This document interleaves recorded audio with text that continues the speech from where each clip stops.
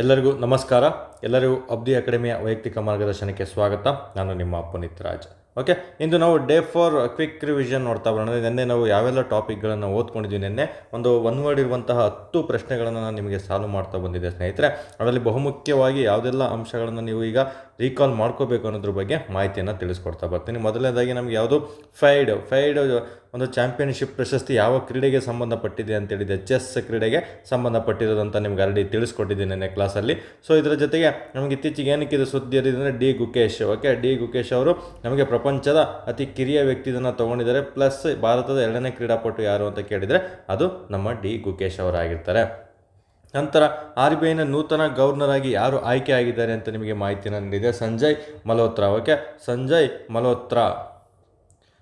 ಮಲ್ಹೋತ್ರಾ ಅವರು ಇತ್ತೀಚೆಗೆ RBIನ 26ನೇ governor general. ಇದು ಸಹ ನೆನ್ಪಿಟ್ಕೋಬೇಕು, ಎಷ್ಟನೇ ಗವರ್ನರ್ ಜನರಲ್ ಅಂತ PCಗೆ ಡೈರೆಕ್ಟ್ ಒನ್ ವರ್ಡಲ್ಲಿ ಕ್ವಶನ್ ಕೇಳ್ತಾನೆ. ನಿಮಗೆ ಬೇರೆ ಎಕ್ಸಾಮ್ಗಳಲ್ಲಿ ಸ್ಟೇಟ್ಮೆಂಟ್ ವೈಸ್ ಕೇಳ್ತಾ ಬರ್ತಾನೆ ಸ್ನೇಹಿತರು. ಓಕೆ, ಸಂಜಯ್ ಮಲ್ಹೋತ್ರಾ ಅವರು RBI ಗವರ್ನರ್ ಆಗಿ 26ನೇ RBI ಗವರ್ನರ್ ಆಗಿ ಆಯ್ಕೆ ಆಗಿದ್ದಾರೆ. ಇನ್ನು ಚಾಂಪಿಯನ್ಸ್ ಆಫ್ ದಿ ಅರ್ತ್ ಪ್ರಶಸ್ತಿ ಇತ್ತೀಚೆಗೆ ಯಾವ ಒಬ್ಬ ಪರಿಸರ ತಜ್ಞನಿಗೆ ನೀಡಲಾಗಿದೆ ಅಂತ ಕೇಳಿದರೆ ನಮ್ಮ ಪಶ್ಚಿಮ ಘಟ್ಟದ ಒಬ್ಬ ಸಮಿತಿಯ ಅಧ್ಯಕ್ಷರಾಗಿರುವಂಥ ಮಾಧವ ಘಾಡ್ಗಿಲ್. ಓಕೆ, ಮಾಧವ ಘಾಡ್ಗಿಲ್ ಅವರಿಗೆ ಈ ಪ್ರಶಸ್ತಿಯನ್ನು ನೀಡಲಾಗಿದೆ. ನಂತರ ಯುವನಿಧಿ ಅಂತ ಬಂದಾಗ ಪದವೀಧರರಿಗೆ 3,000 ರು ಮತ್ತು ಡಿಪ್ಲೊಮಾ ಮಾಡಿದವರಿಗೆ 1,500 ರುಗಳನ್ನು ಒಂದು ಭತ್ಯೆಯನ್ನು ನೀಡೋದಕ್ಕೆ ಒಂದು ಕರ್ನಾಟಕ ಸರ್ಕಾರದ ಒಂದು ಯೋಜನೆ ಆಗಿರ್ತಿದ್ದು ಶಿವಮೊಗ್ಗ ಜಿಲ್ಲೆಯಲ್ಲಿ ಜಾರಿಯಾಯಿತು ಅಂತ ನಿಮಗೆ ಹೇಳಿದೆ. ಅದೆಷ್ಟನೇ ತಾರೀಕು ಅಂತಲೂ ಸಹ ನಿಮಗೆ ಹೇಳಿದ್ದೀನಿ, ಈ ಸಂದರ್ಭದಲ್ಲಿ ನೆನಪು ಮಾಡ್ಕೋಬೇಕಾಗುತ್ತೆ. ನಂತರ ಯುವ ನಿಧಿ ಅಂತ ಬಂದಾಗ ನಮಗೆ ಅತಿ ಹೆಚ್ಚು ನೋಂದಣಿ ಆಗಿರೋದು ಯಾವ ಜಿಲ್ಲೆಯಲ್ಲಿ ಪದವೀಧರರು ಅಂತ ಕೇಳಿದರೆ ಫಸ್ಟ್ ನಮಗೆ ಬೆಳಗಾವಿ ಜಿಲ್ಲೆಯಲ್ಲಿ ನೋಂದಣಿಯಾಗಿದೆ. ನಂತರ ಕಲಬುರಗಿ. ಓಕೆ, ಕಲಬುರಗಿ ಜಿಲ್ಲೆಯಲ್ಲಿ ನೋಂದಣಿಯಾಗಿದೆ. ಅತಿ ಕಡಿಮೆ ನೋಂದಣಿ ಆಗಿರೋದು ಯಾವ ಜಿಲ್ಲೆ ಅಂತ ಕೇಳಿದರೆ ಕೊಡಗು ಜಿಲ್ಲೆ ಆಗಿರ್ತದೆ ಸ್ನೇಹಿತರೆ. ನಂತರ ಹಿರೇಬೆಣಕಲ್ ಶಿಲಾ ಸಮಾಧಿಗಳು ಇತ್ತೀಚೆಗೆ ಸುದ್ದಿಯಲ್ಲಿದೆ. ಯಾಕಂದರೆ ಇಲ್ಲೊಂದು ಪರಮಾಣು ವಿದ್ಯುತ್ ಸ್ಥಾವರವನ್ನು ಸ್ಥಾಪನೆ ಮಾಡೋದಕ್ಕೋಸ್ಕರ ರೆಡಿ ಇದೆ. ಇದು ಯಾವ ಜಿಲ್ಲೆಯಲ್ಲಿದೆ ಅಂತ ಕೇಳಿದರೆ ಕೊಪ್ಪಳ ಜಿಲ್ಲೆಯಲ್ಲಿದೆ. ನಂತರ ನಾನಾಜಿ ದೇಶ್ಮುಖ್ ಸರ್ವೋತ್ತಮ ಪ್ರಶಸ್ತಿ ಇತ್ತೀಚೆಗೆ ಯಾವ ಒಂದು ಪಂಚಾಯತ್ ರಾಜ್ ಇಲಾಖೆ ಯಾವ ಒಂದು ಜಿಲ್ಲೆಗೆ, ನಮ್ಮ ಕರ್ನಾಟಕದ ಜಿಲ್ಲೆಗೆ ನೀಡಲಾಗಿದೆ ಅಂತ ಕೇಳಿದರೆ ಉಡುಪಿ ಜಿಲ್ಲೆಗೆ ನೀಡಲಾಗಿದೆ, ನೆನಪು ಮಾಡ್ಕೋಬೇಕಾಗುತ್ತೆ. ನಂತರ ವೈಕಮ್ ಪ್ರಶಸ್ತಿ, ಇದು ತಮಿಳುನಾಡು ಸರ್ಕಾರ ನೀಡಿದಂತಹ ಪ್ರಶಸ್ತಿ, ಸಾಹಿತ್ಯಕ್ಕೆ ನೀಡಿದಂತಹ ಪ್ರಶಸ್ತಿಯಾಗಿದೆ. ಇದನ್ನು ಇತ್ತೀಚೆಗೆ ನಮ್ಮ ದೇವನೂರು ಮಹಾದೇವ ಅವರಿಗೆ ನೀಡಲಾಗಿದೆ ಸ್ನೇಹಿತರೆ. ಇದನ್ನು ಸಹ ಇಂಪಾರ್ಟೆಂಟ್ ಆಗಿರುತ್ತೆ. ನಂತರ ಕೇಂದ್ರ ಸಾಹಿತ್ಯ ಅಕಾಡೆಮಿ ಪ್ರಶಸ್ತಿ. ನಂತರ ನಮಗೆ KV ನಾರಾಯಣ್. ಓಕೆ, ನಮಗೆ ಏನಕ್ಕೆ ಫೇಮಸ್ಸು ಕೇಂದ್ರ ಸಾಹಿತ್ಯ ಅಕಾಡೆಮಿ ಪ್ರಶಸ್ತಿ. ನಮಗೆ ಇತ್ತೀಚೆಗೆ ನಮ್ಮ ಕನ್ನಡಕದಲ್ಲಿ ಕನ್ನಡ ಒಂದು ಕೃತಿಗೆ ಯಾವುದಕ್ಕೆ ದೊರಕಿದೆ ಅಂತ ಕೇಳಿದರೆ ನಮಗೆ KV ನಾರಾಯಣ್ ಎಂಬವರಿಗೆ ದೊರೆತಿದೆ ಈ ಪ್ರಶಸ್ತಿ, ನೆನಪಲ್ಲಿಟ್ಕೋಬೇಕು, ಕೇಂದ್ರ ಸಾಹಿತ್ಯ ಅಕಾಡೆಮಿ ಪ್ರಶಸ್ತಿ. ನಂತರ ಅರಣ್ಯ ಕುಸಿತ. ಇತ್ತೀಚೆಗೆ ಒಂದು ಫಾರೆಸ್ಟ್ ರಿಪೋರ್ಟ್ ಪ್ರಕಾರ ಇತ್ತೀಚೆಗೆ ಯಾವುದೋ ಒಂದು ರಾಜ್ಯದಲ್ಲಿ ಅರಣ್ಯವು ಕುಸಿತವಾಗಿದೆ ಅಂತ ಕೇಳಿದ್ದಾನೆ, ಮಧ್ಯಪ್ರದೇಶ್. ಮತ್ತು ನಮ್ಮ ಕರ್ನಾಟಕ ಎಷ್ಟನೇ ಸ್ಥಾನದಲ್ಲಿ ಕುಸಿತವಾಗಿದೆ ಅಂತ ಪ್ರಶ್ನೆ ಕೇಳ್ತಾನೆ. ಕರ್ನಾಟಕ 2ನೇ ಸ್ಥಾನದಲ್ಲಿ ಕುಸಿತವನ್ನು ಕಂಡಿದೆ ಸ್ನೇಹಿತರೆ. ಅತಿ ಹೆಚ್ಚು ಕುಸಿತ ಆಗಿರೋದು ಮಧ್ಯಪ್ರದೇಶ್, ಸೆಕೆಂಡು ಕರ್ನಾಟಕ ಅಂತ ನೆನಪು ಮಾಡ್ಕೋಬೇಕು. ನಾನು ಕ್ಲಾಸಲ್ಲಿ ಫುಲ್ ನಿಮಗೆಲ್ಲ ಇನ್ಫಾರ್ಮೇಷನನ್ನು ನೀಡಿದ್ದೇನೆ ಅದ್ರ ಬಗ್ಗೆ. ನಂತರ ಅಖಿಲ ಭಾರತ ಕನ್ನಡ ಸಾಹಿತ್ಯ ಸಮ್ಮೇಳನ ಇತ್ತೀಚೆಗೆ ಎಲ್ಲಿ ಜರುಗಿತು ಅಂತ ಪ್ರಶ್ನೆ ಕೇಳ್ತಾನೆ. ಮಂಡ್ಯ ಜಿಲ್ಲೆಯಲ್ಲಿ ಜರುಗಿರುತ್ತೆ. ಅದು ಎಷ್ಟನೇ ಅಖಿಲ ಭಾರತ ಸಮ್ಮೇಳನ? 87ನೇ ಅಖಿಲ ಭಾರತ ಕನ್ನಡ ಸಾಹಿತ್ಯ ಸಮ್ಮೇಳನ ಆಗಿರುತ್ತೆ. ಇದರ ಅಧ್ಯಕ್ಷತೆ ವಹಿಸ್ಕೊಂಡವರು ಯಾರು?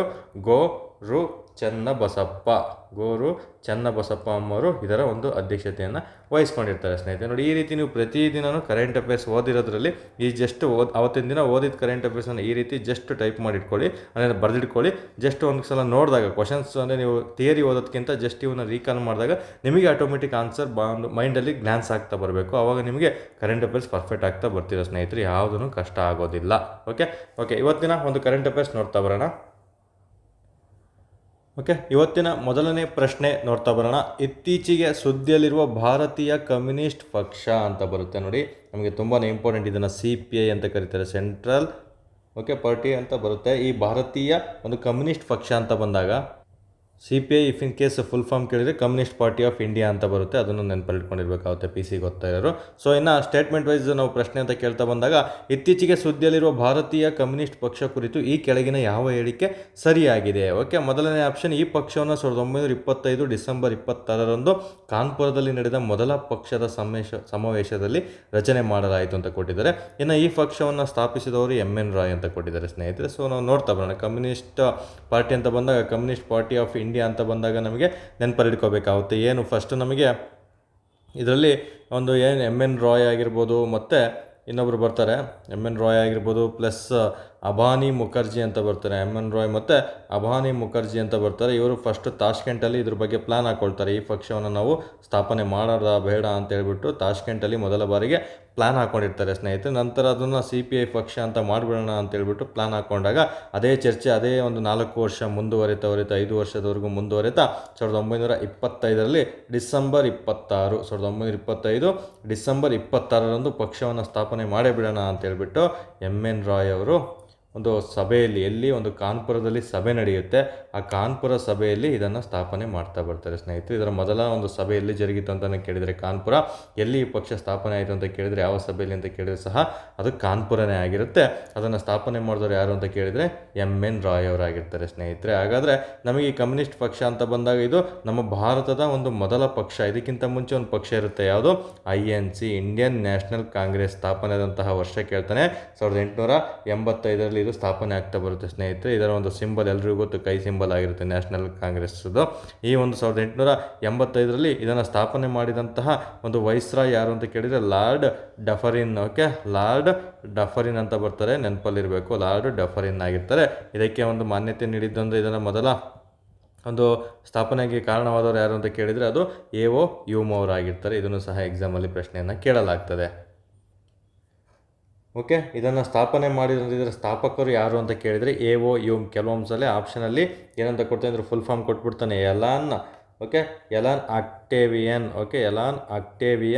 ಹ್ಯೂಮ್ ಅಂತ ಕರಿತೀವಿ ಇವ್ರನ್ನ. ಇವರು ಸ್ಥಾಪನೆ ಮಾಡಿರ್ತಾರೆ. ನೋಡಿ, ಆಗಿದ್ದಂತಹ ವೈಸ್ರಾಯ್ ಯಾರು ಸ್ಥಾಪನೆ ಮಾಡಿದಂತ ಕೇಳಿದರೆ ಲಾರ್ಡ್ ಡಫರಿನ್ ಅವರಾಗಿರ್ತಾರೆ.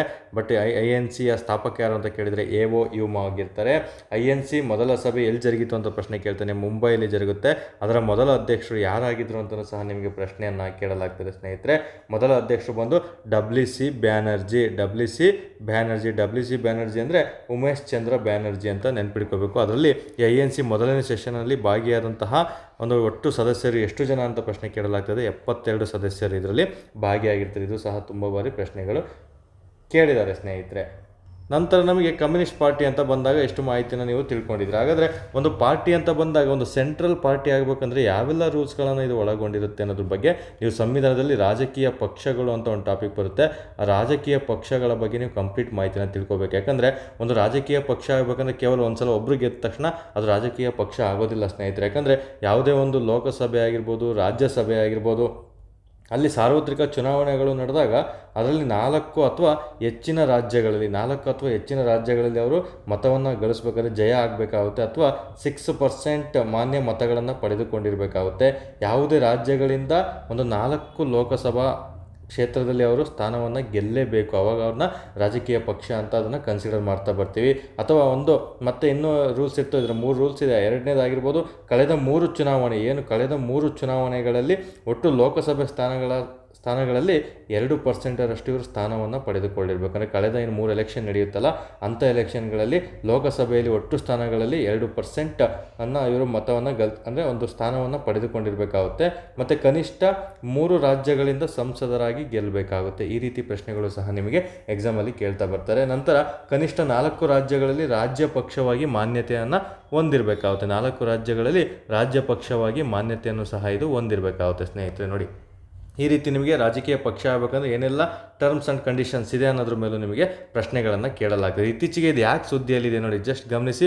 1925 ಆಗಿದೆ. ಯಾಕಂದರೆ ಇತ್ತೀಚೆಗೆ ನಮಗೆ ಒಂದು ಕಮ್ಯುನಿಸ್ಟ್ ಪಕ್ಷದ 100ನೇ ವರ್ಷದ ಆಚರಣೆ ಮಾಡಿದ್ದಾರೆ. ಅದು ಇಂಪಾರ್ಟೆಂಟ್ ಆಗಿರುತ್ತೆ. ವರ್ಷಾಚರಣೆ ಆಗಿದೆ, ಹಾಗಾಗಿ ಸಂಭ್ರಮ ಮಾಡಿದ್ದಾರೆ ಸ್ನೇಹಿತರೆ. 1925ರಲ್ಲಿ ಇದು ಸ್ಥಾಪನೆ ಆಯಿತು ಅಂತ.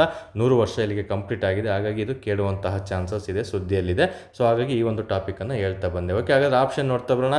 1925 ಡಿಸೆಂಬರ್ 26 ಕಾನ್ಪುರದಲ್ಲಿ. ಈ ಆನ್ಸರ್ ಸರಿ ಇದೆ. ಇದನ್ನು ಸ್ಥಾಪನೆ ಮಾಡಿದ್ದು ಎಮ್ ಎನ್ ರಾಯ್ ಅಂತ ಕೊಟ್ಟಿದ್ದಾರೆ. ಇದು ಸಹ ಸರಿ ಇದೆ. ಇಲ್ಲಿ ಸರಿ ಉತ್ತರ ಬಂದು A ಮತ್ತು B ಆಗಿರ್ತದೆ ಸ್ನೇಹಿತರೆ. ಇಷ್ಟು ಸಹ ಅಂಶಗಳನ್ನು ನೀವು ನೆನಪಲ್ಲಿಟ್ಕೊಂಡಿರಬೇಕಾಗುತ್ತೆ. ಇನ್ನು ಮುಂದಿನ ಪ್ರಶ್ನೆ ನೋಡ್ತಾ ಬರೋಣ. ನೋಡಿ, ಇಲ್ಲಿ ಹೇಗೆ ಸೆಂಟ್ರಲ್ ಪಾರ್ಟಿ ಆಗಿ ಏನೆಲ್ಲ ರೂಲ್ಸ್ ಇದೆ ಅಂತ ಹೇಳಿದ್ದು, ಅದೇ ಥರ ಸ್ಟೇಟ್ ಪಾರ್ಟಿ ಅಂತ ಕನ್ಸಿಡರ್ ಆಗಿ ಏನು ನಮಗೆ ಜನತಾದಳ ಅಂತ ಏನು ಭಾರತದಲ್ಲಿ JDS ಅಂತ ಇದೆಯಲ್ಲ ಅವು ಆಗಿರ್ಬೋದು, ಬೇರೆ ಬೇರೆ ಪಾರ್ಟಿಗಳು ಇರ್ತಾವಲ್ಲ, ಸ್ಟೇಟ್ ಪಕ್ಷಗಳು ಯಾವ ರೀತಿ ಅದು ಸ್ಟೇಟ್ ಪಕ್ಷ ಅಂತ ಕನ್ಸಿಡರ್ ಮಾಡ್ತಾರೆ ಅನ್ನೋದಕ್ಕೂ ಟರ್ಮ್ಸ್ ಆ್ಯಂಡ್ ಕಂಡೀಷನ್ಸ್ ಇರ್ತವೆ. ಅವನು ಸಹ ನಾನು ನಿಮಗೆ ಫೋಟೋವನ್ನು ನಿಮಗೆ ಟೆಲಿಗ್ರಾಮ್ ಚಾನಲಲ್ಲಿ ಅಪ್ಲೋಡ್ ಮಾಡ್ತೀನಿ ಸ್ನೇಹಿತರೆ. ಎಲ್ಲರೂ ಸಹ ಓದ್ಕೋಬೇಕಾಗುತ್ತೆ ಅಲ್ಲಿ. ಇನ್ನು ಮುಂದಿನ ಪ್ರಶ್ನೆ ಓಕೆ, ಮುಂದಿನ ಪ್ರಶ್ನೆ ವಲಯ ಮಂಡಳಿ. ನೋಡಿ, ಇದು ಪೊಲಿಟಿಗೆ ಸಂಬಂಧಪಟ್ಟಿದ್ದು. ನಾನು ಕಮ್ಯುನಿಸ್ಟ್ ಪಾರ್ಟಿನೂ ಒಂದು ಪೊಲಿಟಿಗೆ ಆ್ಯಡ್ ಮಾಡ್ಕೋಬೇಕು ನೀವು, ಮತ್ತು ಇದನ್ನು ಅಷ್ಟೇ. ವಲಯ ಮಂಡಳಿಗಳು ಒಂದು ಪೊಲಿಟಿಗೆ ಸಂಬಂಧಪಟ್ಟಂತಹ ಒಂದು ಕರೆಂಟ್ ಅಫೇರ್ಸ್ ಅಂತ ನೀವು ಗೆಸ್ ಮಾಡಿಬಿಡ್ಬೇಕು. ವಲಯ ಮಂಡಳಿಗಳು ಅಂತ ಪೊಲಿಟಿಲಿ ಕಂಪಲ್ಸರಿ ನೀವು ಮಾಹಿತಿನ ತಿಳ್ಕೊಂಡಿರಬೇಕಾಗುತ್ತೆ. ಇದಕ್ಕೆ ಸಂಬಂಧಿಸಿದಂತೆ ಈ ಕೆಳಗಿನ ಯಾವ ಹೇಳಿಕೆಗಳು ಸರಿಯಾಗಿದೆ ಅಂತ ಪ್ರಶ್ನೆಯನ್ನು ಕೇಳಲಾಗಿದೆ. ವಲಯ ಮಂಡಳಿಗಳಲ್ಲಿ ಒಂದಾದ ಈಶಾನ್ಯ ಮಂಡಳಿಯ ಒಂದು ಸಭೆಯು ಇತ್ತೀಚೆಗೆ ತ್ರಿಪುರದಲ್ಲಿ ಜರುಗಿತು ಅಂತ ಕೇಳಿದ್ದಾನೆ. ನಂತರ ಭಾರತದ ದೇಶವನ್ನು ಒಟ್ಟು 5 ವಲಯಗಳನ್ನಾಗಿ ಮಾಡಲಾಗಿದೆ ಅಂತ ಪ್ರಶ್ನೆ ಆಗಿದೆ. ನಂತರ ವಲಯ ಮಂಡಳಿಗಳನ್ನು ರಾಜ್ಯಗಳ ಮರು ಸಂಘಟನೆ ಕಾಯ್ದೆ 1950 ಅಡಿಯಲ್ಲಿ ಸ್ಥಾಪಿಸಲಾಗಿದೆ ಅಂತ ಪ್ರಶ್ನೆಯನ್ನು ಕೇಳಲಾಗಿದೆ ಸ್ನೇಹಿತರೆ. ಯಾಕೆ ಈ ವಲಯ ಮಂಡಳಿ ಅಂದರೆ ಜೋನಲ್ ಕೌನ್ಸಿಲ್ ಅಂತ ಕರಿತೀವಿ. ಎಕ್ಸಾಂಪಲ್ ಪ್ರಶ್ನೆ ಆಗುತ್ತೆ, ಜೋನಲ್ ಕೌನ್ಸಿಲ್ ಅನ್ನೋದನ್ನ ನೆನ್ಪಿಡ್ಕೋಬೇಕು. ಇವನ್ನ ಯಾವ ರೀತಿ ಸ್ಥಾಪನೆ ಆಯಿತು, ಎಷ್ಟನೇ ಒಂದು ಕಾಯ್ದೆಯ ಮೂಲಕ ಸ್ಥಾಪನೆ ಆಯಿತು ಅಂತ ಪ್ರಶ್ನೆಯನ್ನು ಕೇಳಲಾಗ್ತದೆ ಸ್ನೇಹಿತರೆ. ಜೋನಲ್ ಕೌನ್ಸಿಲ್ ಅಂತ ಬಂದಾಗ ಇದು 1956 ರಾಜ್ಯಗಳ ಮರು ಸಂಘಟನೆ ಕಾಯ್ದೆ, ರಾಜ್ಯಗಳ ಒಂದು ಮರು ಸಂಘಟನೆ ಕಾಯ್ದೆಯ ಮೂಲಕ ಇದನ್ನು ಸ್ಥಾಪನೆ ಮಾಡಲಾಯಿತು. ಇದು ತುಂಬಾ ಇಂಪಾರ್ಟೆಂಟ್ ಆಗಿರುತ್ತೆ. 1956 ರಾಜ್ಯಗಳ ಮರು ಸಂಘಟನೆ ಕಾಯ್ದೆ ಮೂಲಕ 1956ರಲ್ಲಿ ಇದನ್ನು ಸ್ಥಾಪನೆ ಮಾಡಲಾಗ್ತದೆ ಸ್ನೇಹಿತರೆ. ಒಟ್ಟು ನಮಗೆ ನಮ್ಮ ಭಾರತ ದೇಶವನ್ನು ಒಟ್ಟು ಎಷ್ಟು ಕೌನ್ಸಿಲ್ಗಳಾಗಿ, ಅಂದರೆ ಎಷ್ಟು ವಲಯಗಳನ್ನಾಗಿ ಡಿವೈಡ್ ಮಾಡಲಾಗಿದೆ ಅಂತ ಪ್ರಶ್ನೆ ಕೇಳ್ತಾರೆ.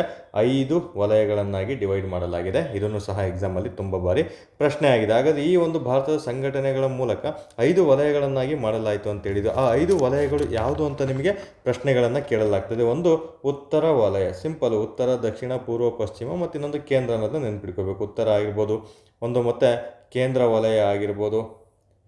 ನಂತರ ಕೆಳಗಡೆ ಯಾವ್ದು ಬರುತ್ತೆ, ದಕ್ಷಿಣ ವಲಯ ಆಗಿರ್ಬೋದು. ನಂತರ ಪೂರ್ವ ವಲಯ ಆಗಿರ್ಬೋದು.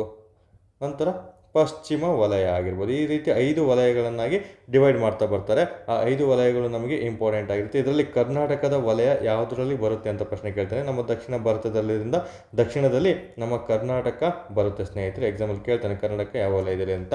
ಹಾಗಾಗಿ ಪ್ರತಿಯೊಂದು ವಲಯಗಳು ಸಹ ಇಲ್ಲಿ ಓದ್ಕೊಂಡಿರಬೇಕಾಗುತ್ತೆ. ನಿಮಗೆ ಎಕ್ಸಾಮ್ಗಳಲ್ಲಿ ಪ್ರಶ್ನೆಯನ್ನು ಕೇಳಿದರೆ ಈ ಕೆಳಗಿನವುಗಳಲ್ಲಿ ರಾಜ್ಯಗಳು ಯಾವುದು ಕೇಂದ್ರ ವಲಯದಲ್ಲಿ ಕಂಡು ಬರುತ್ತದೆ ಅಂತ ಪ್ರಶ್ನೆ ಕೇಳ್ತಾನೆ. ಕೇಂದ್ರ ವಲಯ ಅಂತ ಬಂದಾಗ ನಮಗೆ UP ಆಗಿರ್ಬೋದು, UK, ಉತ್ತರಾಖಂಡ ಆಗಿರ್ಬೋದು, ಮತ್ತು ಛತ್ತೀಸ್ಗಢ ಮತ್ತು ಮಧ್ಯಪ್ರದೇಶ, ಇವು 4 ಸಹ ಕೇಂದ್ರ ವಲಯದಲ್ಲಿ ಕಂಡು ಬರ್ತವೆ. ಇನ್ನು ಮಿಕ್ಕಿದಲ್ಲಿ ಈಸಿಯಾಗಿ ಗೆಸ್ ಮಾಡ್ಬೋದು ನೀವು. ಯಾಕಂದರೆ ಯೂಶಲಿ ಕನ್ಫ್ಯೂಷನ್ ಆಗದೆ ಉತ್ತರ ವಲಯ ಮತ್ತು ಕೇಂದ್ರ ವಲಯ. ಯಾಕಂದರೆ ಇವೆಲ್ಲ ಉತ್ತರದಲ್ಲಿರುವಂತಹ ರಾಜ್ಯಗಳು, ಉತ್ತರ ಭಾರತದ ರಾಜ್ಯಗಳಾಗಿರ್ತವೆ. ಆದ್ರೂ ನಮಗೆ ಕನ್ಫ್ಯೂಷನ್ ಆಗೋಗುತ್ತೆ. ಇವೇನು ಕನ್ಫ್ಯೂಷನ್ ಆಗಲ್ಲ, ಇವನ್ನ ಮಧ್ಯದಲ್ಲಿ ಅಂತ ಗೆಸ್ ಮಾಡ್ಬೋದು. ಬಟ್ ಇವೆರಡು ಕನ್ಫ್ಯೂಷನ್ ಆಗ್ತವೆ. ಹಾಗೆ ಇವು 4 ನೆನ್ಪಿಟ್ಕೋಬೇಕಾಗುತ್ತೆ. ಇನ್ನು ಮಿಕ್ಕಿದ್ದು ಮೇಲಿರೋವೆಲ್ಲ ಉತ್ತರ ವಲಯಕ್ಕೆ ಸಂಬಂಧಪಟ್ಟಿರುತ್ತೆ. ಇನ್ನು ಪೂರ್ವದಲ್ಲಿರೋದೆಲ್ಲ ಪೂರ್ವ ವಲಯಕ್ಕೆ ಸಂಬಂಧಪಟ್ಟಿರುತ್ತೆ. ದಕ್ಷಿಣದಲ್ಲಿರೋದೆಲ್ಲ ದಕ್ಷಿಣ ವಲಯಕ್ಕೆ ಸಂಬಂಧಪಟ್ಟಿರುತ್ತೆ. ಮತ್ತು ಪಶ್ಚಿಮದಲ್ಲಿರೋದೆಲ್ಲ ಪಶ್ಚಿಮ ವಲಯಕ್ಕೆ ಸಂಬಂಧಪಟ್ಟಿದೆ ಅಂತ ನೀವು ಈ ಥರ ಬಾಕ್ಸ್ ಹಾಕ್ಕೊಂಡು ಅದನ್ನು ನೆನ್ಪು ಮಾಡ್ಕೋಬೇಕಾಗುತ್ತೆ ಸ್ನೇಹಿತರೆ. ಓಕೆ, ಆ ರೀತಿಯೇ ನೀವು ನೋಟ್ಸ್ ಮಾಡಿರಬೇಕಾಗುತ್ತೆ ಇದ್ರ ಬಗ್ಗೆ. ನಂತರ ಈ ಜೋನಲ್ ಕೌನ್ಸಿಲ್ ಅಂತ ಬಂದಾಗ ಇತ್ತೀಚೆಗೆ ನಮ್ಗೆ 5 ಇದಾಯಿತು ಅಂತ ಹೇಳಿದ್ವಿ. ಈ ಜೋನಲ್ ಕೌನ್ಸಿಲ್ನ ಅಧ್ಯಕ್ಷರು ಯಾರಾಗಿರ್ತಾರೆ ಅಂತ ಪ್ರಶ್ನೆ ತುಂಬ ಬಾರಿ ರಿಪೀಟ್ ಆಗಿದೆ. ನಮ್ಮ ಗೃಹ ಸಚಿವರು, ಏನು ಕೇಂದ್ರ ಸರ್ಕಾರದ ಹೋಮ್ ಮಿನಿಸ್ಟರ್ ಇರ್ತಾರಲ್ಲ, ಗೃಹ ಸಚಿವರು, ಅವರು ಇದಕ್ಕೆ ಅಧ್ಯಕ್ಷತೆಯನ್ನು ವಹಿಸ್ಕೊಂಡಿರ್ತಾರೆ ಸ್ನೇಹಿತರೆ. ಇದು ತುಂಬ ಬಾರಿ ಎಕ್ಸಾಮಲ್ಲಿ ಪ್ರಶ್ನೆ ಆಗಿದೆ. ಯಾಕಂದರೆ ಯಾರು ಗೆಸ್ಸೇ ಮಾಡೋಕ್ಕೋಗಲ್ಲ ಫ್ರೆಷರ್ಸ್ಗಳು. ಜೋನಲ್ ಕೌನ್ಸಿಲ್ ಅಂತ ಬಂದಾಗ ಯೂಶಲಿ ಪ್ರೈಮ್ ಮಿನಿಸ್ಟರ್ ಇರ್ತಾರಂತ ಗೆಸ್ ಮಾಡಿಬಿಡ್ತೀವಿ. ಕೇಂದ್ರ ಗೃಹ ಸಚಿವರು ಇದರ ಅಧ್ಯಕ್ಷತೆಯನ್ನು ವಹಿಸ್ಕೊಂಡಿರ್ತಾರೆ, ನೆನಪದಿರ್ಬೇಕು. ಇದರಲ್ಲಿ ಯಾರೆಲ್ಲ ಮೆಂಬರ್ಸ್ ಇರ್ತಾರಂತಲೂ ಸಹ ನಮಗೆ ಪ್ರಶ್ನೆಗಳನ್ನು ಕೇಳಲಾಗ್ತದೆ. ಎಲ್ಲ ರಾಜ್ಯದ ಮುಖ್ಯಮಂತ್ರಿಗಳು ಇದರಲ್ಲಿ ಸದಸ್ಯತ್ವವನ್ನು ಪಡೆದುಕೊಂಡಿರ್ತಾರೆ. ಇದು ತುಂಬಾ ಇಂಪಾರ್ಟೆಂಟ್ ಆಗಿರುತ್ತೆ. ಮತ್ತು ವಲಯದಲ್ಲಿ ಪ್ರತಿ ರಾಜ್ಯದಿಂದ 2 ಮಂತ್ರಿಗಳು, ಏನು ಮಿನಿಸ್ಟರ್ ಅಂತ ಕರಿತೀವಲ್ಲ, ಯಾವುದಾದ್ರೂ ಒಂದು ಮಿನಿಸ್ಟ್ರುಗಳು, ಅದರಲ್ಲಿ 2 ಮಿನಿಸ್ಟ್ರುಗಳು ಇದರಲ್ಲಿ ಆಯ್ಕೆಯಾಗಿರ್ತಾರೆ ಪ್ರತಿ ರಾಜ್ಯದಿಂದ.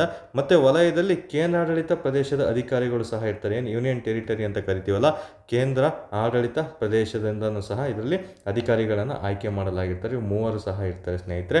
ಇವರು ಅಧ್ಯಕ್ಷರು. ಹಾಗಾದರೆ ಉಪಾಧ್ಯಕ್ಷರು ಯಾರಾಗಿರ್ತಾರೆ ಅಂತ ಪ್ರಶ್ನೆಯನ್ನು ಕೇಳಲಾಗ್ತದೆ.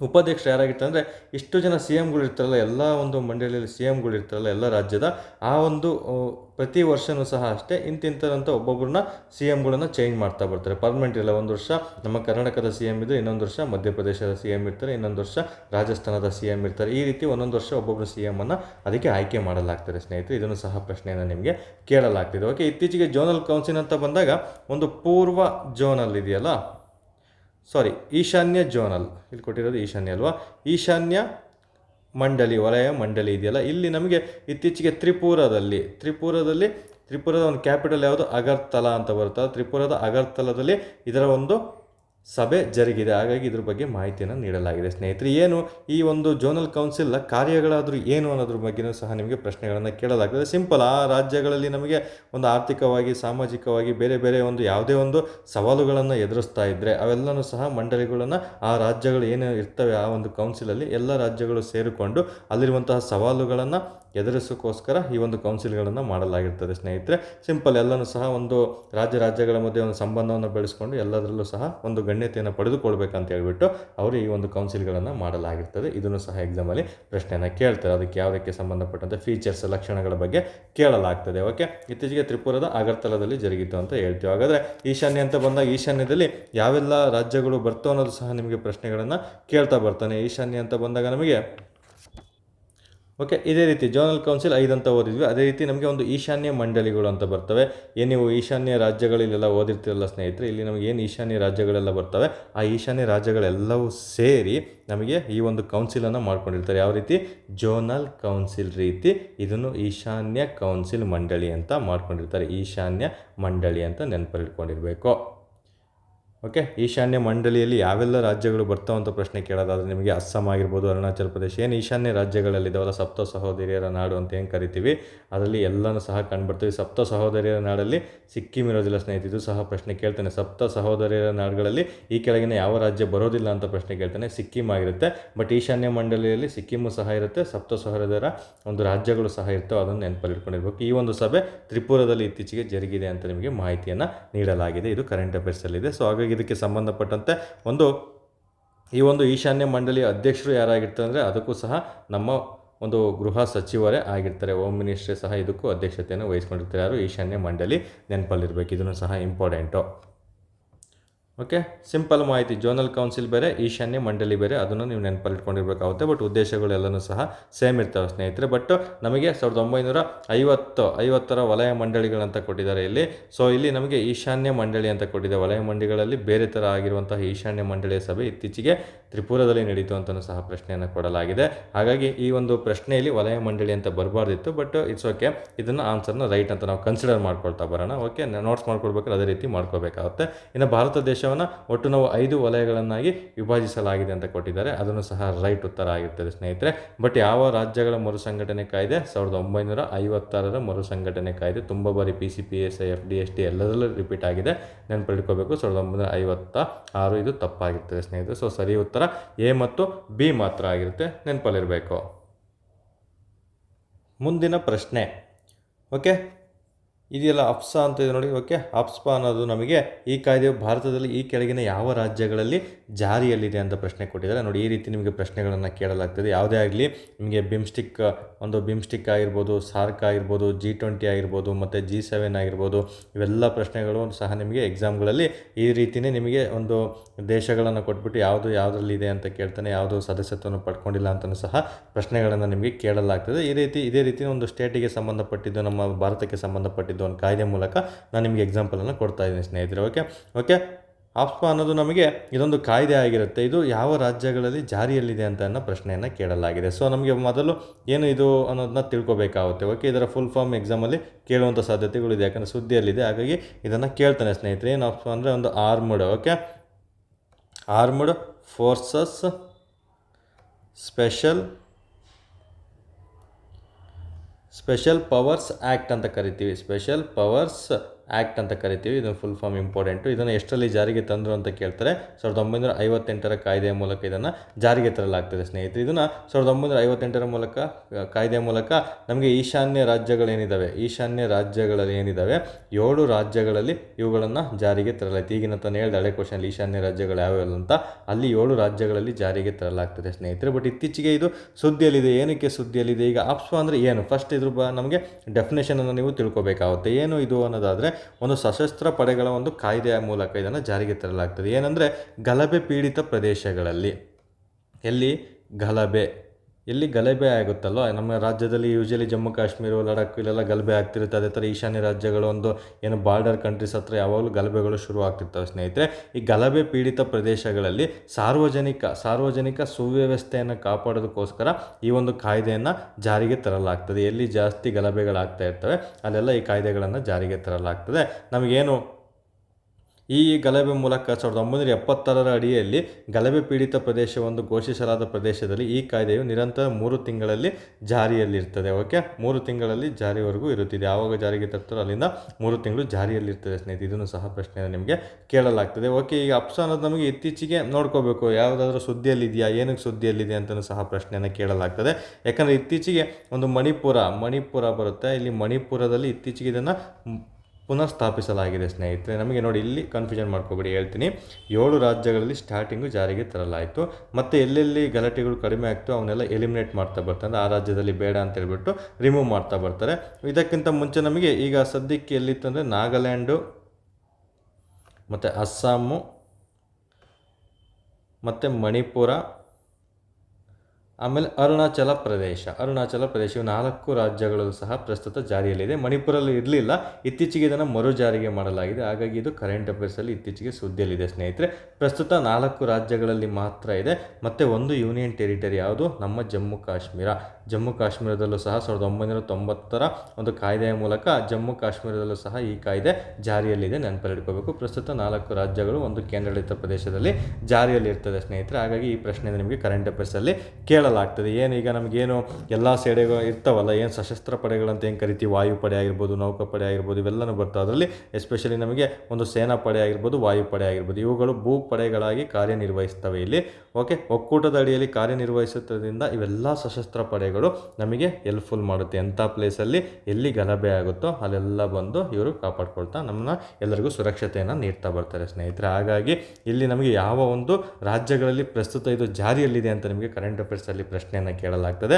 ನಮಗೆ ಟೋಟಲು ತ್ರಿಪುರದಲ್ಲಿ ಇಲ್ಲ, ಇನ್ನು ಮಿಕ್ಕಿದ್ದು 4 ರಾಜ್ಯಗಳಲ್ಲೂ ಇದು ಇರುತ್ತೆ ಸ್ನೇಹಿತರೆ. ಇದೇ ರೀತಿ ನಿಮಗೆ ಆಪ್ಷನ್ಗಳನ್ನು ಕೊಡ್ತಾರೆ. ಸೊ ನೀವು ಇದೇ ರೀತಿ ಎಲಿಮಿನೇಟ್ ಮಾಡಬೇಕು. ಯಾವ ರಾಜ್ಯದಲ್ಲಿ ಇಲ್ಲ ಅನ್ನೋದನ್ನ ನಿಮಗೆ ತಿಳ್ಕೊಂಡ್ಬಿಟ್ರೆ ಈಸಿಯಾಗಿ ನೆನಪು ಬರುತ್ತೆ, ಅಥವಾ ಯಾವ ರಾಜ್ಯದಲ್ಲಿದೆ ಅನ್ನೋದನ್ನ ಟ್ರಿಕ್ಕಿಯಾಗಿ ನೆನ್ಪಿಟ್ಕೊಂಡಿದ್ರೆ ಸಾಕಾಗಿರುತ್ತೆ. ಓಕೆ, ಇಲ್ಲಿ ಸರಿ ಉತ್ತರ ಬಂದು 1 2 3 4 ಆಗಿರುತ್ತೆ, ನೆನಪಲ್ಲಿರ್ಬೇಕಿನ್ನ. ಈಶಾನ್ಯ ರಾಜ್ಯಗಳಂತ ಬಂದಾಗ ಆ ಈಶಾನ್ಯ ರಾಜ್ಯದಲ್ಲಿರುವಂತಹ ಎಲ್ಲ ರಾಜ್ಯಗಳ ಒಂದು ರಾಜಧಾನಿಗಳನ್ನು ನೀವು ನೆನಪಲ್ಲಿಟ್ಕೊಂಡಿರಬೇಕು. ಪದೇ ಈಶಾನ್ಯ ರಾಜ್ಯಗಳ ರಾಜಧಾನಿಗಳನ್ನು ನಿಮಗೆ PCPSCಯಲ್ಲಿ ಮ್ಯಾಚ್ ದಿ ಫಾಲೋಯಿಂಗ್ ರೂಪದಲ್ಲಿ ಅಥವಾ ಆ ಒಂದು ಕಾಲಾನುಕ್ರಮ ಹೊಂದಿಸಿ ಬರೆಯಿರಿ ರೂಪದಲ್ಲಿ ಪ್ರಶ್ನೆಗಳನ್ನು ಕೊಡಲಾಗ್ತದೆ ಸ್ನೇಹಿತರೆ. ಹಾಗಾಗಿ ಅಲ್ಲಿರುವಂಥ ಈಶಾನ್ಯ ರಾಜ್ಯಗಳ ರಾಜಧಾನಿ ಆಗಿರ್ಬೋದು ಮತ್ತು ಕೇಂದ್ರ ಆಡಳಿತ ಪ್ರದೇಶಗಳ ರಾಜಧಾನಿಗಳನ್ನು ನೆನಪಿಟ್ಕೊಂಡಿರಬೇಕಾಗುತ್ತೆ. ಅವನು ಸಹ ಎಕ್ಸಾಮಲ್ಲಿ ನಿಮಗೆ ಪ್ರಶ್ನೆಗಳನ್ನು ಕೇಳಲಾಗ್ತದೆ. ಇನ್ನು ಮುಂದಿನ ಪ್ರಶ್ನೆ ತುಂಬ ಸಿಂಪಲ್ ಆಗಿದೆ, ನೋಡ್ತಾ ಬರೋಣ. ಬಟ್ ಎಕ್ಸ್ಪ್ಲನೇಷನ್ ಲಾಂಗ್ ಇದೆ ಇದು. ಇತ್ತೀಚೆಗೆ ಈ ಕೆಳಗಿನ ಯಾವ ನಗರವು ಭಿಕ್ಷುಕ ಮುಕ್ತ ಉಪಕ್ರಮವನ್ನು ಜಾರಿಗೊಳಿಸಿದೆ ಅಂತ ಪ್ರಶ್ನೆ ಕೇಳಿದೆ. ನೋಡಿ, ಇದು ಒಳ್ಳೆ ಕ್ವಶನ್. ಇದನ್ನು ಸಹ ಕೇಳುವಂಥ ಚಾನ್ಸಸ್ ಇರುತ್ತೆ. ಯಾಕಂದರೆ ಎಲ್ಲೂ ಸಹ ತಮ್ಮ ರಾಜ್ಯದಲ್ಲಿ ಅಥವಾ ನಗರದಲ್ಲೇ ಭಿಕ್ಷಾಟನೆ ಮಾಡಬಾರ್ದು ಯಾರು ಅಂತ ಹೇಳ್ಬಿಟ್ಟು, ಭಿಕ್ಷುಕರು ಇರಬಾರ್ದು ಅಂತ ಹೇಳ್ಬಿಟ್ಟು ಈ ಒಂದು ಭಿಕ್ಷುಕ ಮುಕ್ತ ಉಪಕ್ರಮ ಯೋಜನೆಯನ್ನು ಜಾರಿಗೆ ತರಲಾಗಿದೆ. ಯಾವ ನಗರದಲ್ಲಿ ಅಂತ ನಾವು ನೋಡ್ತಾ ಬರೋಣ ಸ್ನೇಹಿತರೆ. ಅದಕ್ಕಿಂತ ಮುಂಚೆ ನಮಗೊಂದು ಸ್ಮೈಲ್ ಯೋಜನೆ ಅಂತ ಬರುತ್ತೆ. ಓಕೆ, ಸ್ಮೈಲ್ ಯೋಜನೆ ಅಂತ ಬಂದಾಗ ಇದರ ಫುಲ್ ಫಾರ್ಮ್ ಎಕ್ಸಾಮಲ್ಲಿ ಕೇಳ್ತಾನೆ. Support for marginalised. Okay, support for marginalised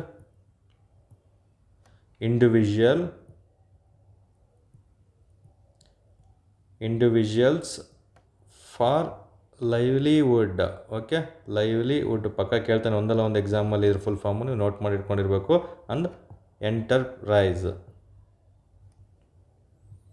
okay, smile ಅಂದರೆ support for marginalised and individuals for livelihood and enterprise ಅಂತ ಬರುತ್ತೆ. ಇದರ ಫುಲ್ ಫಾರ್ಮ್ ಆಗಿರುತ್ತೆ ಸ್ನೇಹಿತರೆ. ಇದು ಸ್ಮೈಲ್ ಅನ್ನೋದು ಜಸ್ಟ್ ಫುಲ್ ಫಾರ್ಮ್ ಅಲ್ಲ, ಇದೊಂದು ಯೋಜನೆ ಆಗಿರುತ್ತೆ. ಇದೊಂದು ಕೇಂದ್ರ ಸರ್ಕಾರದ ಒಂದು ಯೋಜನೆ ಆಗಿರುತ್ತೆ. ಈ ಯೋಜನೆ ಬಂದು ನಮಗೆ ಯಾವ ಒಂದು ಕೇಂದ್ರ ಸಚಿವಾಲಯ ಜಾರಿಗೊಳಿಸಿದೆ ಅಂತ ಪ್ರಶ್ನೆ ಕೇಳ್ತಾನೆ. ಕೇಂದ್ರ ಸಾಮಾಜಿಕ ನ್ಯಾಯ, ಓಕೆ, ಸೋಷಿಯಲ್ ಜಸ್ಟಿಸ್ ಅಂತ ಏನು ಕರಿತೀವಿ, ಕೇಂದ್ರ ಸಾಮಾಜಿಕ ನ್ಯಾಯ ಮತ್ತು ಸಬಲೀಕರಣ ಸಚಿವಾಲಯ ಇದನ್ನು ಜಾರಿಗೊಳಿಸಲಾಗಿದೆ. Social justice. ಓಕೆ, ನೆನಪಲ್ಲಿಟ್ಕೋಬೇಕು. ಸೋಷಿಯಲ್ ಜಸ್ಟಿಸ್ ಅಂದರೆ ಎಂಪವರ್ಮೆಂಟ್ ಅನ್ನೋವಂತಹ ಇದು ಸಚಿವಾಲಯ ಇದನ್ನು ಜಾರಿಗೊಳಿಸಿರ್ತದೆ ಸ್ನೇಹಿತರೆ. ಇದರ ಒಂದು ಉದ್ದೇಶ, ಸ್ಮೈಲ್ ಎಂಬ ಒಂದು ಯೋಜನೆಯ ಉದ್ದೇಶ ಬಂದು ಏನು, ನಮಗೆ ತೃತೀಯ ಲಿಂಗಿಗಳಂತ ಏನು ಕರಿತೀವಿ, ಮಂಗಳಮುಖಿಯರು ಅಥವಾ ತೃತೀಯ ಲಿಂಗಿಗಳಂತ ನಾವೇನು ಕರಿತೀವಿ, ಮತ್ತು ಅವರಿಗೆ ಮತ್ತು ಇತರೆ ವ್ಯಕ್ತಿಗಳು ಏನು ಆ ಒಂದು ನಗರಗಳಲ್ಲಿ ಭಿಕ್ಷಾಟನೆಯನ್ನು ಮಾಡ್ತಾ ಇರ್ತಾರೆ, ಭಿಕ್ಷೆಯನ್ನು ಬೇಡ್ತಾ ಇರ್ತಾರೆ, ಅವನ್ನೆಲ್ಲ ಆ ಥರ ಮಾಡಬಾರ್ದು. ಅವರಿಗೋಸ್ಕರ ನಾವು ಏನಾದರೂ ಒಂದು ಹೊಸವಾಗಿ ಒಂದು ಅವರಿಗೆ ಪರಿಕಲ್ಪನೆಯನ್ನು ಕಲ್ಪಿಸ್ಕೊಡ್ತೀವಿ, ಏನಾದರೂ ಒಂದು ವಿಶೇಷವಾಗಿ ಅವರಿಗೆ ಕೆಲಸವನ್ನು ಕಲ್ಪಿಸ್ಕೊಡ್ತೀವಿ ಅಂತ ಹೇಳ್ಬಿಟ್ಟು ಅವರಿಗೆ ಒಂದು ಶಿಕ್ಷಣ ಆಗಿರ್ಬೋದು ಮತ್ತು ಕೌಶಲ್ಯ ಅಭಿವೃದ್ಧಿ ಆಗಿರ್ಬೋದು, ಏನು ಮೂಲಭೂತ ಸೌಕರ್ಯಗಳಂತ ಕರಿತೀವಲ್ಲ ಅವೆಲ್ಲನೂ ಅಷ್ಟೇ, ಆರ್ಥಿಕ ಆಗಿರ್ಬೋದು ಓಕೆ, ಇವೆಲ್ಲಗಳನ್ನು ಸೇರಿಸಿದಂತೆ ಅವರಿಗೆ ನಾವು ನಾಲೆಡ್ಜನ್ನು ಕೊಡ್ತೀವಿ ಅಂತವರಿಗೆ, ಭಿಕ್ಷಾಟನೆ ಮಾಡೋರಿಗೆ ಯಾರೂ ಸಹ ನಮ್ಮ ಒಂದು ನಗರದಲ್ಲಿ ಭಿಕ್ಷಾಟನೆ ಮಾಡಬಾರ್ದು ಅಂತ ಹೇಳ್ಬಿಟ್ಟು ಇಷ್ಟು ನಗರಗಳಲ್ಲಿ ಒಂದು ನಗರ ಒಂದು ಜಾರಿಗೊಳಿಸಿದೆ ಸ್ನೇಹಿತರೆ. ಅದು ಭಿಕ್ಷುಕ ಮುಕ್ತ ಉಪಕ್ರಮವನ್ನು ಜಾರಿಗೊಳಿಸಿದೆ. ಆ ಒಂದು ನಗರ ಬಂದು ನಮಗೆ ಮಧ್ಯಪ್ರದೇಶದಲ್ಲಿದೆ. ಮಧ್ಯಪ್ರದೇಶದ ಒಂದು ಇಂದೋರ್ ನಗರ ಇದನ್ನು ಜಾರಿಗೆ ತರಲಾಗಿದೆ. ಇದನ್ನು ಜಾರಿಗೆ ತಂದಂತಹ ಸಂಸ್ಥೆಗಳು ಯಾವುದು ಅಂತಲೂ ಸಹ ಕೇಳ್ಬೋದು ನಿಮಗೆ ಒಂದು ಸ್ಟೇಟ್ಮೆಂಟ್ ರೂಪಾಂತರದಲ್ಲಿ. ನಮಗೆ ಈ ಒಂದು ಕ್ರಮವನ್ನು ಜಾರಿಗೊಳಿಸಿದಂತಹ ಸಂಸ್ಥೆ ಬಂದು ಈ ಒಂದು ರಾಜ್ಯ ಸರ್ಕಾರ, ಅಂದರೆ ಮಧ್ಯಪ್ರದೇಶದ ರಾಜ್ಯ ಸರ್ಕಾರ ಆಗಿರ್ಬೋದು, ಮಧ್ಯಪ್ರದೇಶದ ಒಂದು ರಾಜ್ಯ ಸರ್ಕಾರ ಮತ್ತು ಸ್ಥಳೀಯ ಅಧಿಕಾರಿಗಳಾಗಿರ್ಬೋದು ಮತ್ತು ಸ್ವಯಂ ಸೇವಾ ಸಂಸ್ಥೆಗಳು. ಯಾಕಂದರೆ ಇವರೆಲ್ಲ ಸಪೋರ್ಟ್ ಇದ್ರೇ ಅವ್ರನ್ನೆಲ್ಲ ಹಿಡಿಯೋದಕ್ಕಾಗಲ್ಲ ನಾವಲ್ವಾ. ಈ ರೀತಿ ಇಷ್ಟು ಒಂದು ರಾಜ್ಯದಲ್ಲಿ ಯಾರ್ಯಾರು ಇರ್ತಾರೆ ಅವರೆಲ್ಲರೂ ಸೇರಿ ಈ ಒಂದು ಭಿಕ್ಷುಕ ಮುಕ್ತ ಉಪಕ್ರಮವನ್ನು ಜಾರಿಗೆ ತರೋದಕ್ಕೋಸ್ಕರ ಈ ಒಂದು ಹೋರಾಟವನ್ನು ಮಾಡಿ ಅದನ್ನು ಜಾರಿಗೊಳಿಸೋದಕ್ಕೆ ಸಿದ್ಧ ಆಗಿದೆ ಸ್ನೇಹಿತರೆ. ಅದು ಮಧ್ಯಪ್ರದೇಶದ ಇಂದೋರಲ್ಲಿ. ಹಾಗಾದ್ರಲ್ಲಿ ಸರಿ ಉತ್ತರ ಯಾವುದು? ಇಂದೋರ್ ಅಂತ ಆಗಿರುತ್ತೆ. ಎಕ್ಸಾಮಲ್ಲಿ ಕೇಳ್ತಾನೆ, ಭಿಕ್ಷಾ ಮುಕ್ತ ಉಪಕ್ರಮವನ್ನು ಈ ಕೆಳಗಿನ ಯಾವ ಯೋಜನೆ ಅಡಿಯಲ್ಲಿ ಸ್ಥಾಪಿಸಲಾಗಿದೆ ಅಂತ ಕೇಳ್ತಾನೆ, ಜಾರಿಗೊಳಿಸಲಾಗಿದೆ ಅಂತ ಕೇಳ್ತಾನೆ. ಸ್ಮೈಲ್ ಅಡಿಯಲ್ಲಿ. ಯಾವ ನಗರ ಅಂತ ಕೇಳಿದರೆ ಮಧ್ಯಪ್ರದೇಶದ ಇಂದೋರ್ ಆಗಿರುತ್ತೆ. ಯಾವ ಸಚಿವಾಲಯ ಅಂತ ಕೇಳಿದರೆ ಕೇಂದ್ರ ಸಾಮಾಜಿಕ ಮತ್ತು ಸಬಲೀಕರಣ ಸಚಿವಾಲಯ. ನೆನಪಲ್ಲಿರಬೇಕು. ಯಾವ ರೀತಿ ಬೇಕಾದ್ರೂ ಪ್ರಶ್ನೆ ಕೇಳ್ಬೋದು. ಫುಲ್ ಫಾರ್ಮು ಸಹ ನಿಮಗೆ ಪ್ರಶ್ನೆಗಳನ್ನು ಕೇಳಲಾಗ್ತದೆ. ನೆಕ್ಸ್ಟ್ ಮುಂದಿನ ಪ್ರಶ್ನೆ ಹೀಗಿದೆ. ಈ ರೀತಿ ಪ್ರಶ್ನೆಗಳು PCPSI ಮತ್ತು KPSCಲಿ ಪದೇ ರಿಪೀಟ್ ಆಗ್ತಾ ಇರುತ್ತೆ. ಇದು GK, ಸ್ಟ್ಯಾಟಿಕ್ GK ಅಂತಲೂ ಸಹ ನಾವು ಕರಿತಾ ಬರ್ತೀವಿ ಸ್ನೇಹಿತರೆ. ಇದನ್ನು ಇಂಪಾರ್ಟೆಂಟ್ ಆಗಿರುತ್ತೆ. ಇಲ್ಲಿ ಮೊದಲನೇ ಪ್ರಶ್ನೆ ನೋಡ್ತಾ ಬರೋಣ. ಇದರಲ್ಲಿ ಯಾವುದೋ ಒಂದು ಸಾಂಪ್ರದಾಯಿಕ ಹಬ್ಬಗಳಿಗೆ ಸಂಬಂಧಪಟ್ಟಂತೆ ನಾವು ಕರೆಂಟ್ ಅಫೇರ್ಸಲ್ಲಿ ಮೊದಲನೇ ಪ್ರಶ್ನೆ ನೋಡ್ತಾ ಬರೋಣ. ಭಾರತದ ಪ್ರಮುಖ ಪ್ರಾಣಿಗಳನ್ನು ಒಳಗೊಂಡಂತೆ, ಪ್ರಾಣಿಗಳಿಗೆ ಸಂಬಂಧಪಟ್ಟಂತಹ ಇವು ಒಂದು ಹಬ್ಬಗಳಾಗಿರ್ತವೆ. ಅಂಥ ಪ್ರಾಣಿಗಳಲ್ಲಿ ಈ ಕೆಳಗಿನ ಎಷ್ಟು ಜೋಡಿಗಳು ಸರಿಯಾಗಿ ಹೋಲಿಕೆಯಾಗಿದೆ? ನೋಡಿ, ಇತ್ತೀಚೆಗೆ ಎಕ್ಸಾಮ್ಗಳಲ್ಲಿ ಎಷ್ಟು ಜೋಡಿಗಳು ಸರಿಯಾಗಿ ಹೋಲಿಕೆಯಾಗಿದೆ, ತಪ್ಪಾಗಿ ಹೋಲಿಕೆಯಾಗಿದೆ ಅಂತ ಪ್ರಶ್ನೆ ಕೇಳ್ತಿದ್ದು. UPSC ಮಾದರಿಯಲ್ಲಿ ಪ್ರಶ್ನೆಗಳನ್ನು ಕೇಳಲಾಗ್ತಿತ್ತು.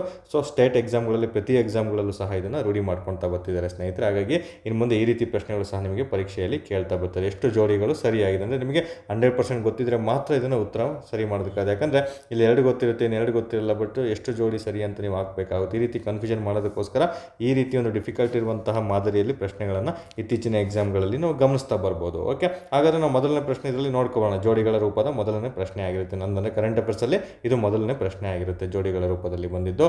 ಇಂದು ನೋಡ್ತಾ ಬರೋಣ. ಮಾಘ ಬಿಹು, ಇದು ಒಂದು ಪ್ರಾಣಿಗೆ ಸಂಬಂಧಪಟ್ಟಂತಹ ಹಬ್ಬ ಆಗಿರುತ್ತೆ. ಅಸ್ಸಾಮಲ್ಲಿ ಬರುತ್ತಾ, ಅಥವಾ ಜಲ್ಲಿಕಟ್ಟು ತಮಿಳುನಾಡಲ್ಲಿ ಬರುತ್ತಾ, ಅಥವಾ ಕಂಬಳ ಕರ್ನಾಟಕದಲ್ಲಿ ಬರುತ್ತಾ, ಮರಾಮಾಡಿ ಹಬ್ಬ ಅಂತ ಬರ್ತೀವಲ್ಲ ಕೇರಳದಲ್ಲಿ ಬರ್ತಾವೆ. ನಮಗೆ ಸಾಂಪ್ರದಾಯಿಕ ಹಬ್ಬಗಳಾಗಿರ್ಬೋದು, ನಂತರ ಸಾಂಪ್ರದಾಯಿಕ ಜಾನಪದ ನೃತ್ಯಗಳಾಗಿರ್ಬೋದು, ಇವೆಲ್ಲದರ ಮೇಲೆ GKಯಲ್ಲಿ PCPSCಯಲ್ಲಿ ಪ್ರಶ್ನೆಗಳು ಪದೇ ರಿಪೀಟ್ ಆಗ್ತಿರುತ್ತೆ. ಈವನ್ KPSCಗೂ ಸಹ ಕೇಳ್ತಾರೆ ಸ್ನೇಹಿತರೆ. ಇದರಲ್ಲಿ ಕೊಟ್ಟಿರುವಂಥ 4 ಆಪ್ಷನ್ಗಳನ್ನು ನೋಡ್ತಾ ಬರೋಣ. ಯಾಕೆ ಇದು ಸುದ್ದಿಯಲ್ಲಿದೆ ಅನ್ನೋದ್ರ ಬಗ್ಗೆ ನಾನು ಈ ಪ್ರಶ್ನೆನ ಕೇಳಿದೆ. ಇದರಲ್ಲಿ ಸುದ್ದಿ ಇರೋದು ಕೇವಲ ಯಾಕಂದರೆ ಪ್ರತಿ ವರ್ಷವೂ ಹಬ್ಬಗಳು ಸಾಂಪ್ರದಾಯಿಕವಾಗಿ ಆಚರಣೆ ಮಾಡ್ತಾ ಇರ್ತಾರೆ. ಬಟ್ ಇತ್ತೀಚೆಗೆ ಡಿಸೆಂಬರ್ ತಿಂಗಳಲ್ಲಿ ಸುದ್ದಿಯಲ್ಲಿರೋದು ಮಾಘ ಬಿಹು. ಓಕೆ, ಮಹಾಬಿಹು ಹಬ್ಬ ಅನ್ನೋದು ಸುದ್ದಿಯಲ್ಲಿದೆ ಸ್ನೇಹಿತರೆ. ಯಾಕಂದರೆ ಈ ಹಬ್ಬದಲ್ಲಿ ನಾವು ಯಾವ ಒಂದು ಪ್ರಾಣಿಗಳನ್ನು ಯೂಸ್ ಮಾಡ್ತಾರಂತ ಪ್ರಶ್ನೆಯನ್ನು ಕೇಳಲಾಗ್ತದೆ. ಎಮ್ಮೆ. ಓಕೆ, ಎಮ್ಮೆ ಪ್ರಾಣಿಗಳಾಗಿರ್ಬೋದು, ಮತ್ತು ಬುಲ್ಬುಲ್ಲು, ಎಮ್ಮೆ ಮತ್ತು ಬುಲ್ಬುಲ್ ಪಂದ್ಯಗಳಲ್ಲಿ ಈ ಒಂದು ಹಬ್ಬದಲ್ಲಿ ಇವುಗಳನ್ನು ಯೂಸ್ ಮಾಡ್ಕೊಳ್ತಾ ಆಟ ಆಡ್ತಾರೆ ಸ್ನೇಹಿತರೆ. ಅದನ್ನು ಸಹ ಇಂಪಾರ್ಟೆಂಟ್. ಅದೇನು ಕುಳಿ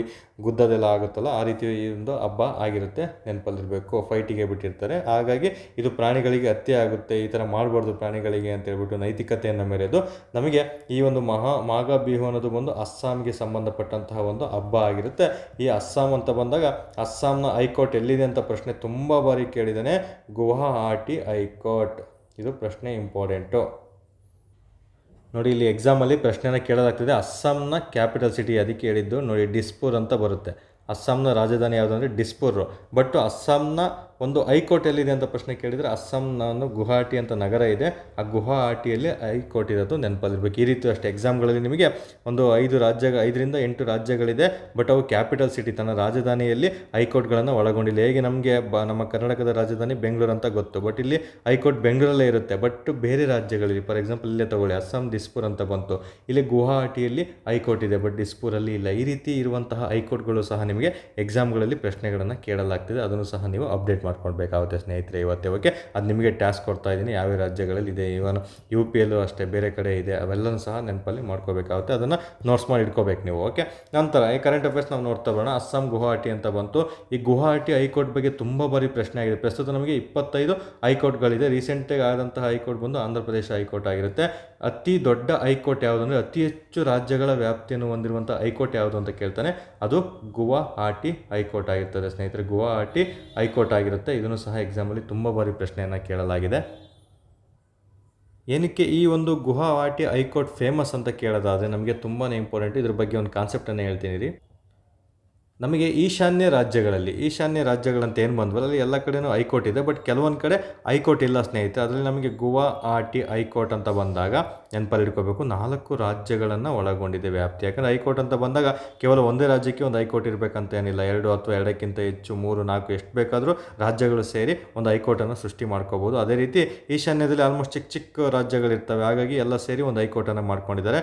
ಒಂದು ಅರುಣಾಚಲ ಪ್ರದೇಶ ಆಗಿರ್ಬೋದು, ನಂತರ ಅಸ್ಸಾಂ ಆಗಿರ್ಬೋದು, ನಂತರ ನಾಗಾಲ್ಯಾಂಡ್ ಆಗಿರ್ಬೋದು, ತದನಂತರ ನಿಮಗೆ ಬರೋದು ಮಿಜೋರಾಮ್ ಆಗಿರ್ಬೋದು. ಇವು 4 ರಾಜ್ಯಗಳು ಸೇರಿ ಒಂದೇ ಹೈಕೋರ್ಟ್ ಮಾಡ್ಕೊಂಡಿದೆ. ಹೈಕೋರ್ಟ್ ಯಾವುದಂತ ಗುವಾಹಟಿ ಹೈಕೋರ್ಟ್ ಆಗಿದೆ. ಅದಕ್ಕೆ ಎಕ್ಸಾಂಪಲ್ ಕೇಳ್ತಾನೆ, ಅತಿ ಹೆಚ್ಚು ರಾಜ್ಯಗಳನ್ನು ಅಥವಾ ಅತಿ ಹೆಚ್ಚು ವ್ಯಾಪ್ತಿಯನ್ನು ಹೊಂದಿರುವಂಥ ಹೈಕೋರ್ಟ್ ಯಾವುದು ಅಂತ ಕೇಳಿದರೆ ಗುವಾಹಟಿ ಹೈಕೋರ್ಟ್ ಆಗಿರುತ್ತೆ. ಇದನ್ನು ಸಹ ನೀವು ನೆನಪಿಟ್ಕೊಂಡಿರಬೇಕು. ಈ ಹೈಕೋರ್ಟ್ ಇತ್ತೀಚೆಗೆ ಒಂದು ವರದಿಯನ್ನು ಕೊಟ್ಟಿದೆ ಅಥವಾ ಒಂದು ನಿಷೇಧವನ್ನು ಏರಿದೆ. ಏನಕ್ಕೆ ನಿಷೇಧ ಏರಿದೆ ಅಂದರೆ, ಈ ಮಾಘ ಬಿಹು ಹಬ್ಬದಲ್ಲಿ ಎಮ್ಮೆ ಮತ್ತು ಬುಲ್ಬುಲ್ಗೂ ಪೈಪೋಟಿಯನ್ನು ಬಿಡಬಾರ್ದು ಅಂತ ಹೇಳ್ಬಿಟ್ಟು ಅದು ನಿಷೇಧವನ್ನು ಏರಿದೆ. ಈ ಪಂದ್ಯವನ್ನು ನಿಷೇಧವನ್ನು ಮಾಡಿದೆ. ಹಾಗಾಗಿ ಮಾಘ ಬಿಹು ಸುದ್ದಿಯಲ್ಲಿದೆ ಸ್ನೇಹಿತರೆ. ಇದು ಅಸ್ಸಾಂ ರಾಜ್ಯದಲ್ಲಿ ಕಂಡುಬರುವಂತಹ ಒಂದು ಹಬ್ಬ ಆಗಿರುತ್ತೆ. ಸೊ ಇಲ್ಲಿ ರೈಟ್ ಉತ್ತರ ಆಗಿರುತ್ತೆ. ಅದೇ ರೀತಿ ನಮಗೆ ಇನ್ನು ಮಿಕ್ಕಿದ್ದೇನು ಕರೆಂಟ್ ಅಫೇರ್ಸ್ ಇಲ್ಲ, ಬಟ್ ಪ್ರತಿ ವರ್ಷ ಈ ಹಬ್ಬ ಜರುಗುತ್ತಾ ಇರುತ್ತೆ. ಜಲ್ಲಿಕಟ್ಟು ಎಲ್ರಿಗೂ ಗೊತ್ತು, ತಮಿಳುನಾಡಿನಲ್ಲಿ ಜರುಗುವಂತಹ ಒಂದು ಹಬ್ಬ ಆಗಿರುತ್ತೆ. ಇಲ್ಲೂ ಸಹ ಅಷ್ಟೇ ಎತ್ತುಗಳನ್ನು ಯೂಸ್ ಮಾಡಲಾಗ್ತದೆ.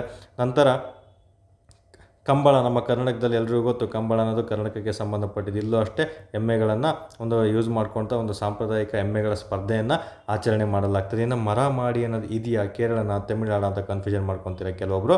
ಸೊ ಇದನ್ನು ಅಷ್ಟೇ ಕೇರಳಕ್ಕೆ ಸಂಬಂಧಪಟ್ಟಂತಹ ಒಂದು ಹಬ್ಬ ಆಗಿರುತ್ತೆ. ಇಲ್ಲಿ ಬುಲ್ಬುಲನ್ನು ಯೂಸ್ ಮಾಡ್ತಾರೆ ಸ್ನೇಹಿತರೆ, ಇದನ್ನು ಸಹ ಇಂಪಾರ್ಟೆಂಟ್ ಆಗಿರುತ್ತೆ. ಇವು 4 ಸಹ ಜೋಡಿಗಳು ಸರಿಯಾಗಿ ಹೋಲಿಕೆ ಆಗಿದೆ. ಇದೇ ರೀತಿ ನಿಮಗೆ ಒಂದು ರೆಕ್ಲಾ ಓಟ ಅಂತ ಬರುತ್ತೆ. ಇದನ್ನು ಸಹ ಪ್ರಶ್ನೆ ಆಗಿದೆ KPSCಯಲ್ಲಿ ಒಮ್ಮೆ.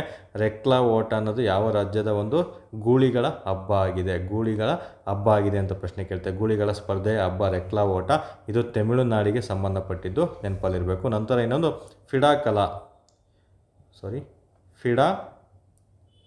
ಕಲಾ ಸ್ಪರ್ಧೆ ಅಂತ ಬರುತ್ತೆ. ಈ ಫಿಡಾ ಕಲಾ ಸ್ಪರ್ಧೆಯೂ ಅಷ್ಟೇ ಹಸುಗಳಿಗೆ ಸಂಬಂಧಪಟ್ಟಂತಹ ಒಂದು ಸ್ಪರ್ಧೆ ಆಗಿರುತ್ತೆ. ಇದು ಆಂಧ್ರ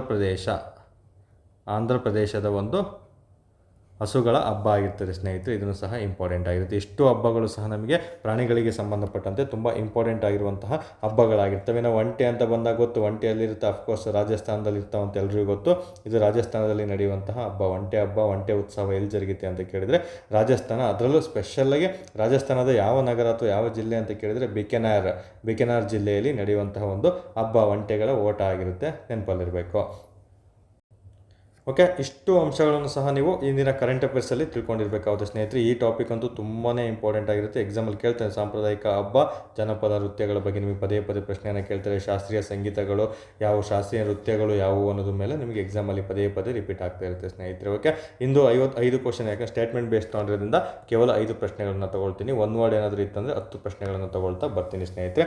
ಓಕೆ, ವಿಡಿಯೋ ಇಷ್ಟ ಆದರೆ ತುಂಬ ಜನ ಚೆನ್ನಾಗಿ ಕಮೆಂಟ್ಸ್, ರಿವ್ಯೂಸ್ ಹೇಳ್ತಿದ್ದೀರಾ, ವ್ಯೂಸ್ ಪ್ರತಿದಿನ ಮಾಡ್ತಾ ಇದ್ದೀರಾ, ತುಂಬ ಖುಷಿ ಆಗುತ್ತೆ. ಓಕೆ, ಯಾರೆಲ್ಲ ಸೀರಿಯಸ್ ಆಗಿ ಓದ್ತಾ ಇದ್ದಾರೆ, ನಮಗೆ ಸೀರಿಯಸ್ ಆಗಿ ಓದೋರು ಜಸ್ಟ್ 500 ರಿಂದ 1000 ಜನ ನೋಡಿದ್ರು ಸಾಕೆ, ತುಂಬ ತೃಪ್ತಿನೇ ಆಗುತ್ತೆ ಸ್ನೇಹಿತರೆ. ಸೀರಿಯಸ್ ಆಗಿ ಕೂತ್ಕೊಂಡು ಓದ್ತಾ ಇರೋರು ದಯವಿಟ್ಟು ಇದನ್ನು ಎಕ್ಸಾಮ್ ಯಾವ ಬೇಕಾದ್ರೂ ನೋಟಿಫಿಕೇಶನ್ ಆಗ್ಬೋದಲ್ವಾ, ಸೊ ವರದಿ ಬಂದ ತಕ್ಷಣ. ಹಾಗಾಗಿ ದಯವಿಟ್ಟು ಕರೆಂಟ್ ಅಫೇರ್ಸ್ ಪರ್ಫೆಕ್ಟ್ ಆಗಲೇಬೇಕು. ಯಾವ ರೀತಿಯಾದರೂ ನಿಮಗೆ ಪ್ರಶ್ನೆಗಳನ್ನು ಕೇಳಿ ನೀವು ಓದೋದಕ್ಕೆ ತಯಾರಿ ನಡೆಸಿರ್ಬೇಕು ಸ್ನೇಹಿತರೆ. ವಿಡಿಯೋ ಏನಾದರೂ ಇಷ್ಟ ಆಯ್ತು ಅಂದರೆ ಇತರೆ ನಿಮ್ಮ ಸೀರಿಯಸ್ ಆಗಿ ಇರ್ತಾರಲ್ಲ ಅಂಥ ಅಭ್ಯರ್ಥಿಗಳಿಗೆ ದಯವಿಟ್ಟು ಶೇರ್ ಮಾಡಿ. ಯಾಕಂದ್ರೆ ನಾವು ಕೊಡುವಂಥ ಇನ್ಫಾರ್ಮೇಷನ್ ಚೆನ್ನಾಗಿತ್ತು, ಹೌದು ಇದು ಯೂಸ್ ಆಗುತ್ತೆ ನನ್ನ ಫ್ರೆಂಡಿಗೂ ಅನ್ನೋರು ಈ ವಿಡಿಯೋವನ್ನು ಬೇರೆ ಇತರೆ ಫ್ರೆಂಡ್ಗಳಿಗೆ ಶೇರ್ ಮಾಡ್ತಾ ನಮಗೆ ಸ್ವಲ್ಪ ಸಬ್ಸ್ಕ್ರೈಬನ್ನು ಕೊಟ್ಟರೆ ತುಂಬ ಖುಷಿ ಆಗ್ತದೆ ಸ್ನೇಹಿತರೆ. ಇಷ್ಟು ಹೇಳ್ತಾ ಈ ಒಂದು ವಿಡಿಯೋ ಮುಗಿಸ್ತಾ ಇದ್ದೀನಿ. ಧನ್ಯವಾದಗಳು.